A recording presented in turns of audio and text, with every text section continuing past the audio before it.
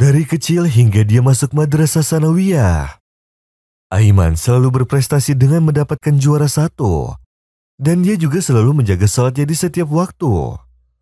Dan dia tidak tahu kecuali mengulang pelajarannya dan berbakti kepada orang tua. Dan jika dia selesai dari madrasah sanawiyah, maka orang tuanya akan membelikan mobil untuknya. Dan itu juga jika ia mendapatkan juara 1 lagi. Setelah selesai imtihan, lalu Aiman memulai hidupnya dengan internet. Hingga akhirnya, pagi, siang, dan malam dia habiskan dengan berdiam diri di depan komputer dan saling menghubungi temannya di Facebook. Hingga suatu ketika, akhirnya dia mengenal sekelompok dan bergabung dengan golongan anak-anak nakal. Hingga dia selalu telat dalam melaksanakan sholat, bahkan tidak sholat dan selalu membangkang kepada orang tuanya.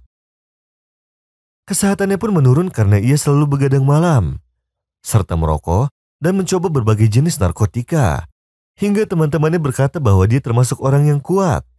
Dan itu semua terus dia lakukan dalam 1 bulan. Setelah hari-hari berlalu dan hasil ujian pun sudah keluar, dia berada dalam kelompok yang mendapatkan nilai 97.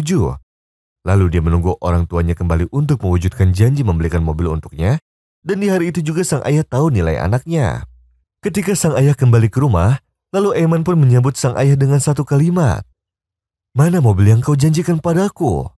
Lalu sang ayah tersenyum sambil memeluknya, kemudian ia mengeluarkan musyaf dari kantungnya sambil berkata pada anaknya, "Ambillah hadiahmu." Lalu Aiman menjawab dengan sangat marah, "Setelah aku lelah dengan semua perjuanganku, kau malah memberikanku mushaf." Lalu mushaf itu pun dilemparkan ke wajah ayahnya, dan sebelum meninggalkan rumah ia menghina ayahnya lalu berkata, "Aku tidak akan kembali lagi ke rumah ini."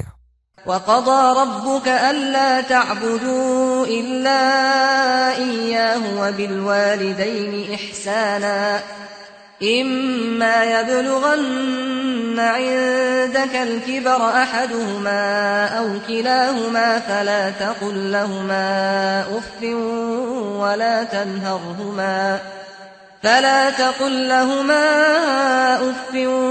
ولا تنهرهما وقل لهما قولا كريما. Lalu sang ayah pun meninggal karena syok. Di hari ketika Aiman keluar dari rumah. Dan setelah beberapa minggu, Aiman merasa menyesal atas perbuatannya.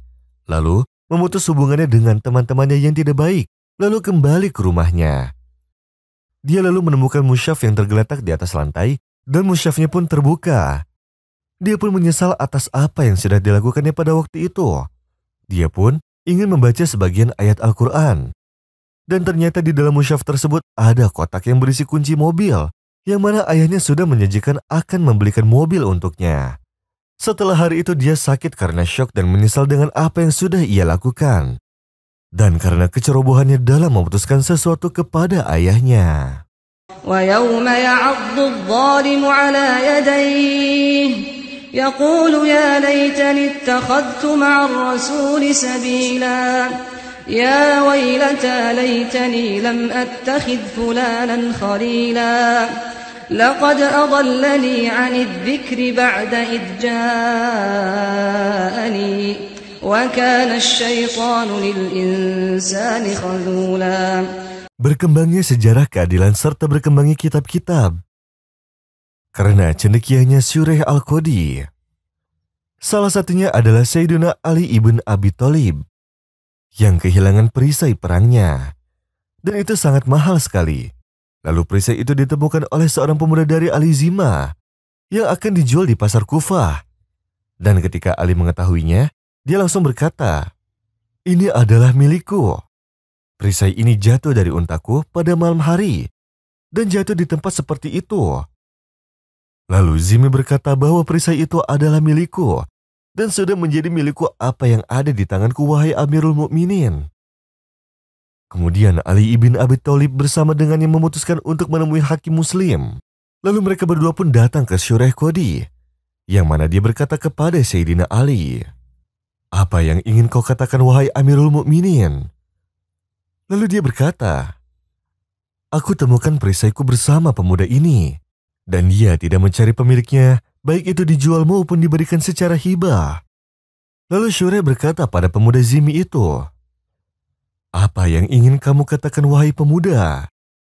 Lalu pemuda itu berkata, "Perisai ini adalah perisaiku dan ada di tanganku, dan aku pun tidak menuduh bahwa Amirul Mukminin itu berbohong." Lalu Syureh memalingkan pandangannya kepada Ali. "Aku yakin bahwa kamu selalu benar dengan ucapanmu. Tetapi kamu harus punya 2 saksi atas apa yang kamu anggap itu milikmu."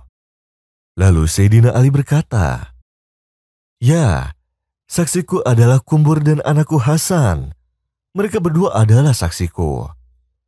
Tetapi Syureh berkata bahwa penyaksian anak kepada ayahnya tidak boleh, wahai Amirul Mukminin. Sayyidina Ali pun berkata, "Ya subhanallah, pemuda dari ahli surga tidak dianggap penyaksiannya?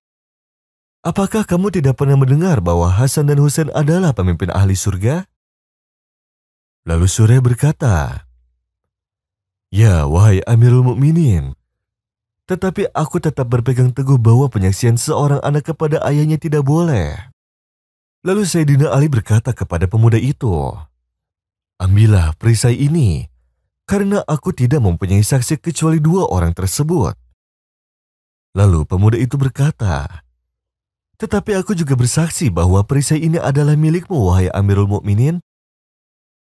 Lalu dia menambahkan perkataannya, "Amirul Mukminin mengadiliku di depan pengadilannya, dan pengadilannya mengadiliku bahwa dia bersaksi agama yang mengatur semua itu adalah benar. Dan aku bersaksi bahwa tidak ada Tuhan selain Allah. Dan aku bersaksi bahwa Nabi Muhammad adalah Rasul Allah. Ketahuilah wahai Qadi, bahwa perisai itu adalah milik Amirul Mukminin. Dan pada waktu itu, aku mengikuti prajurit yang akan berperang Siffin. Lalu ada perisai yang jatuh dari untaku, yang mana warnanya adalah warna abu-abu. Lalu aku mengambilnya." Sayyidina Ali pun berkata, "Jika kamu beragama Islam, maka aku akan berikan perisai ini kepadamu. Dan aku juga berikan perisai ini dengan kuda perang ini juga." Dan tidak lama setelah kejadian tersebut, kemudian dia ikut berperang hingga akhirnya dia mati syahid perang melawan Khawarij di bawah bendera pimpinan Ali ibn Abi Thalib di Nahrawan, hingga akhirnya dia mati syahid. ولا تشتروا بعهد الله ثمنا قليلا إنما عند الله هو خير لكم إن كنتم تعلمون ما عندكم ينفد وما عند الله باق ولنجزين الذين صبروا أجرهم بأحسن ما كانوا يعملون من عمل صالحا من ذكر أو أنثى وهو مؤمن فلنحيينه حياة طيبة ولنجزينهم أجرهم بأحسن ما كانوا يعملون. Dikisahkan ada seorang mahasiswa kedokteran yang selalu berlaku baik kepada teman-temannya, mencintai kepada sesamanya seperti ia mencintai dirinya sendiri, sebagaimana yang pernah disabdakan oleh Rasulullah Shallallahu Alaihi Wasallam. Akan tetapi, ia justru mendapatkan perilaku yang kurang baik dari teman-temannya, bahkan sampai orang yang terdekat dengannya sekalipun. Ia pun selalu terlihat sedih seharian karena hal tersebut. Lalu pamannya mendatanginya, yang mana ia adalah seorang pendakwah besar. Mahasiswa itu menceritakan segala hal yang telah terjadi kepadanya. Kemudian ia berkata, "Ada salah seorang temanku yang akan dikeluarkan dari kampus karena ia belum membayar biaya semester dan biaya lain-lainnya. Aku pun berusaha untuk mengumpulkan uang dari kawan-kawanku untuk membantunya agar ia tidak dikeluarkan dari kampus. Akan tetapi, orang-orang justru menipuku dan menuduhku yang tidak-tidak. Mengapa aku hanya mendapatkan perilaku yang buruk dan hianat dari orang yang justru aku baik terhadapnya? Mengapa mereka tidak berhusnuzon kepadaku? Mengapa aku ditipu oleh orang yang aku percayai? Mengapa mereka keras kepadaku, padahal aku lembut pada mereka? Mengapa tanganku yang selalu berbuat baik dibalas dengan tangan yang selalu berbuat buruk?" Pamannya pun tersenyum dan menaruh tangannya ke dada pemuda itu, seraya berkata, "Wahai keponakanku, aku tidak tahu mengapa Allah sangat mencintaimu sampai ke derajat ini. Sesungguhnya kamu sedang mengadu tentang kecintaan Allah padamu. Saat ini kamu sedang diberikan sesuatu yang mana sesuatu itu tidak diberikan kecuali kepada orang-orang yang memiliki hati besar. Karena itu, aku berharap agar kamu bisa menitipkan segala amalmu hanya untuk Allah semata. Niscaya Allah akan membalasmu dengan sesuatu yang lebih indah dan agung daripada pemberian manusia. Sesungguhnya Allah selalu menolong hambanya, selagi hambanya menolong sesamanya. Maka bergembiralah dan tenanglah. Pemuda itu sangat senang dengan perkataan pamannya tersebut. Lalu ia pun memeluk pamannya, kemudian ia mengambil wudhu dan sholat 2 rakaat. Setelah sholat ia berzikir, beristighfar, serta berdoa akan petunjuk untuk semua teman-temannya. Juga agar ia mendapatkan kekuatan untuk bisa bertahan menghadapi setiap ujian yang menghadang. Suatu hari pemuda ini berjalan di depan kampusnya bersama teman-temannya. Tiba-tiba datang sebuah mobil yang sangat kencang tertuju padanya.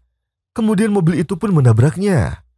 Lalu ia dibawa ke rumah sakit dekat kampus. Kemudian sang dokter spesialis berkata padanya bahwa salah satu ginjalnya rusak. Maka dari itu ginjalnya harus diangkat sesegera mungkin. Ia pun dihadapkan oleh 2 pilihan. Hidup dengan 1 ginjal atau mati dengan 2 ginjal. Ia pun memilih yang pertama.